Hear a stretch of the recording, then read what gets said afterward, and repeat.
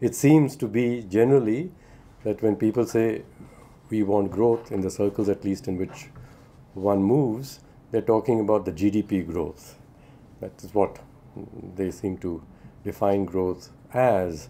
But does growth mean GDP growth? To me is another question, and I would answer it right now, it does not. And having been in the Planning Commission the last 5 years, where we stated that the goal of the country and the goal of the plan is to have more inclusive, more sustainable, and faster growth, the question comes is, how would you define the growth of inclusion? How would you measure it? How would you measure the growth of sustainability? And then, in the very narrow way that we do know, to measure the growth of the economy, the GDP. So to redefine what growth is about, and then to find another measure or sets of measures that would measure the healthy growth that we want, rather than the rather lopsided, unhealthy growth that we have been, as I think, humanity, suffering from the last many decades. It came to an either-or situation, and we've heard Jagdish Bhagwati and Arvind Panagre on one side, and Amartya Sen and Jean Drèze on the other, both talking about growth. And then it came down to a sort of a black and white thing where at least Mr. Panagre and Jagdish Bhagwati said, well, the growth of the GDP must precede the growth of the other things, which is the growth of education and good health, which is inclusion. And you can't have the growth of inclusion without the growth of the GDP. And I think what Amartya Sen and Jean Drèze said, I've read their book and I think that's what they said, was that actually the growth of inclusion enables the growth of the GDP also. So they go together. It's a system in which at least these three big things, which is sustainability, inclusion, and economic growth, must coexist in a healthy way together. Like in a body, I mean, one thing in the body keeps growing, it becomes a cancer. The other systems in the body must also be in balance with the growth of, one part of the body alone. Otherwise, that one growth eats up everything else, which is the theory of cancer, the way cancer works. And in that way, just getting your GDP to grow has become like a cancer to the health of the world. And I think it's a cancer in the way we think about growth itself. I'm defining a cancer as a part of the system which just gallops away in its growth, regardless of the effect it is having on the rest of the system. That is what a cancer is. And after some time, of course, if there's a dead body, there's no possibility for the cancer to grow also. I mean, that's it. So we have to recognize that all things that grow must respect other parts of the system from which they are feeding to get their own growth. And thus the GDP, when it grows, it is taking natural resources. It is taking, the sweat and care and concern of people to grow. So inclusion of people and their care and concern, as well as the planet and its resources, must be considered too. You can't grow just one thing and expect it to be able to grow forever. I'm a physicist, so I'm glad you brought up energy. There's a law of conservation, and it says that material converts to energy and energy can be converted to material. That whole mass together of energy and material, there's a finite limit to it. And therefore, even these people who say, we can keep creating more energy, burning more material, are again, I think, fooling themselves, because you would be eating up the material which is also required in the system. After all, our bodies are material, and much of the world as we know it, as we experience it, is material. So this other belief that, we just have a knowledge economy and we will not need materials at all, we can live with, food described as some alphabetical code, which if you just get into your mind, you don't need to physically eat anything. I mean, this is all rubbish, because the human body is material. And if you're talking of human life as we know it and experience it, we have to respect material also. So I come back to, we've got to respect the earth. And the earth is not merely energy, my point.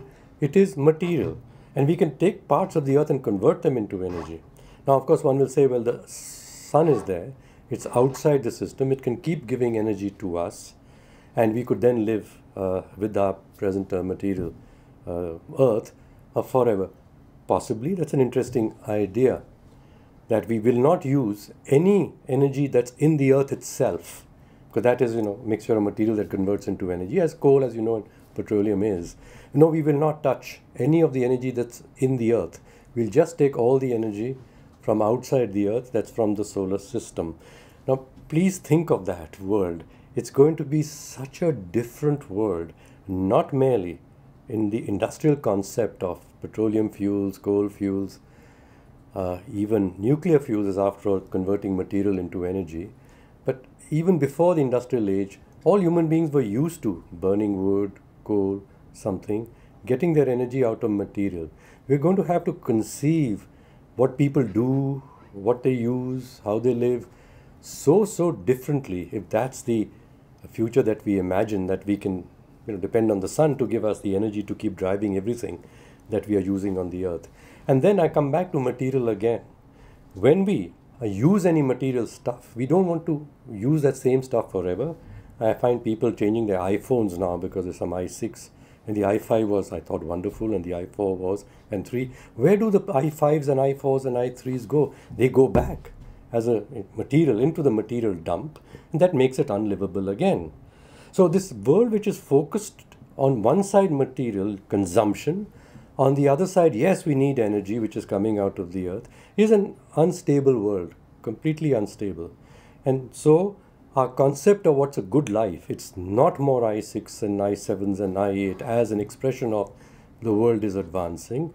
It will have to be, I have access to some nice good things, to the sunshine, to the love of people around, to clean water, to the sight of some green things and their shade. That's a good life. Can we imagine a good life without an iPhone? I ask the question. If we're going to wait for the constraints to be so severe that we can't carry on the way we are any longer, it'll be a very bad time.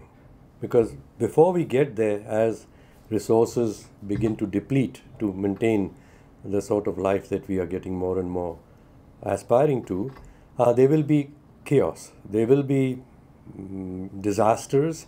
There will be social revolutions. That's not a nice thing to anticipate. So that path that, let's wait for the crisis. I'm afraid that before we get to the crisis, will be many, many decades of real chaos, social chaos, and physical, material chaos in the world. So I would rather not wait for the crisis to then say what is the solution. We have to now imagine and create the solution because we want to live in a better world. And we have to describe that better world, as I say, respecting the constraints, that the natural constraints that they are in the system. We talked about the equation of energy and material and the limits and the constraints and the conservation of both. That's it. So I'm in a very simplistic way, in a simple way, projecting it forward, that it's like a cancer and it is growing. And unfortunately, of course, in a cancer, you never feel it as a good thing. But there's some things that we feel they are very good because we've learned to like them. And you can have too much of them at the cost of other things which are necessary even to sustain this one thing that you like very much. Now, we want to think about the world as a system, and don't say I'm going to respect the other things because they'll enable me to grow. They are not resources for growth. They are good things in themselves. And we have to respect all the things that together make a healthy system. It's like a human body. I mean, I need the liver, and I need the heart, and I need the brain, and I need the muscles. And to say that, I respect only the heart, and the liver is there to support the heart, and the brain to support the heart, and so on. There's some very crude jokes about this, which I don't want to say on television, that, organs begin to say, well, if you think I'm not valuable, if I stop functioning, you who think you're so great, yeah, and we can talk about the constipation. Now, if I stop functioning, your brain and your heart and everything will be in a jam. So we have to say all these parts of the body are equally necessary and important in the health of the system. And so inclusion of people and their cares and concern are a necessary, essential part of the system, as is the material part of the world which we've talked about also. So I value them in themselves, not because they help the growth.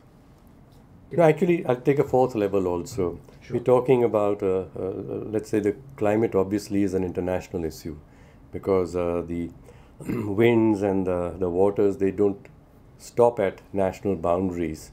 They do cross them. So we got an international issue also, the governance of the planet, as it were. Then you have got governments who are operating within man-made defined boundaries. And they have to, take care of the whole system that is within their national boundaries. Then you got institutions like you mentioned, corporations. Now these corporations straddle these national boundaries also. So they are not governable by nations alone. I mean, they require some global governance in which they would, play by certain rules to maintain the health of the whole system. And then fourth, you talked about, let me say, individuals. Yes. So where does the locus for action lie in all this? And this is where the Copenhagen, and before that we had discussions in Tokyo, and after that in Bali, and it started with Rio long back and ended up in Rio again after 20 years. And it's not going anywhere because we're trying to get international governance to solve the problem in which there are other actors who are, for reasons of good governance, required to respect other concerns. For example, the corporations are accountable to their shareholders. And we say, if good governance is if you respect and honor the requirements of your shareholders, respecting the needs of the people of the nation is not your concern. So don't muddy the things up. You have been appointed, paid for, to respect the needs of shareholders. Similarly, the government is elected to respect the needs of the citizens within its boundaries. And that government shouldn't be caring for the needs of people outside that boundary, even though as humanity one should. Because, we've elected you and this is your duty here to look after this. So I'm afraid that we will not be able to resolve these issues that cross boundaries and that connect many things by having only one set of actors being made by themselves responsible for it. I bring the fourth actor, which is individuals. I mean, ultimately, individuals are those who are electing the governments, and the governments an international government, and then you have corporations which say that we serve you and you work with us or you invest in us, and so the integration comes in the human beings, and it is the ideas of human beings about what is a good life, and then a larger conversation that we all believe this is what goodness in life is about, and that is the starting point then. And for this, to achieve this goodness in life in a way that we are not able to get with the present institutions, what are the changes in the institutions that are required? And we then press those institutions to change themselves. And if they can't, then we will, like a revolution maybe, not an evolution, devise the institutions, that we will devise the institutions that we need to carry us forward. Institutions have been invented by people over centuries. Some more recently, like the limited liability company, it's a 300-year-old invention. The international bodies like the UN and the World Bank are even more recent than that. So we have invented institutions when we felt a need to address something that we couldn't do with the previous set of institutions. So the time has come, I know, that we are going to have to invent some rearrangements of institutions or invent some new institutions. Otherwise, we are not going to be able to address this challenge that we are facing. Especially to come back to your question about GDP growth, of course the corporation is judged by how much it grows the consumption of its products. That's what it does. It sells me more iPhones and stuff, and I make it very successful. I declare it highly successful and put the chief executive on the cover of every magazine when more people are lining up in stores to buy the next version, even though they have a pretty good one from a year ago. So that is the model of success or the measure of success of a corporation. And countries by GDP now. So you've got all lined up set of measures which are all judging institutions by how much growth, material consumption and growth, and energy consumption that they are causing, So we need to get off and say that we put these people into these positions and charging their organizations to do this, to be a cancer, as it were, almost. So you've got to step back and say, I don't value what you are producing. Because in my life and my children's life, I'm recognizing that there is this crisis. And I want to start living not for the sake of my grandchild, but in my life, I want to see much more evidence that we are living a more balanced life. But the fact that we are having this conversation means something different is being also talked about at the same time. And I think in the last 20 years, the number of times that the subject of environmental sustainability has been brought up has been very much more than it was 50 years ago. For example, I mentioned these conferences across the world. A lot of energy has been spent on them. This wasn't being done long time back. So we become aware of the limits in the system, and then we want to do something about it. And I'm saying that in doing something about it, the present form of institutions, the measures by which they are being judged, whether they are successful or not, would have to change. But we are aware of it. So we have to apply ourselves to the agenda of the institutions. And I think I notice this, people who are environmental activists will keep on at it to say that, I'm alarm bell, alarm bell, alarm bell. We need the alarm bell. But we can keep ringing alarm bells without getting any further motion. And that further motion, the further action has to be about redesigning the systems in which we take decisions and how we measure the outcomes of our decisions.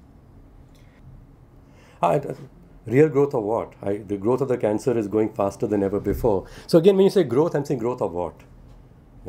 Yeah, you're probably suggesting that the growth of GDP, which is an abstraction only, that we're just tracing this abstraction, not recognizing that other things are degrowing, as it were, and that even the GDP, as we're defining it, cannot grow any further. So people do talk about the risks. And so the environmental agenda to corporations is coming out as the risks to your growth. So please understand the impact on the environment and on society. Otherwise, there'll be a risk to your growth. So this is where I said, this is an advance, but it's not good enough. To say, actually, I just want the growth, and all the rest I have to manage to get the growth. I must begin to value other things as they are, or for what they are.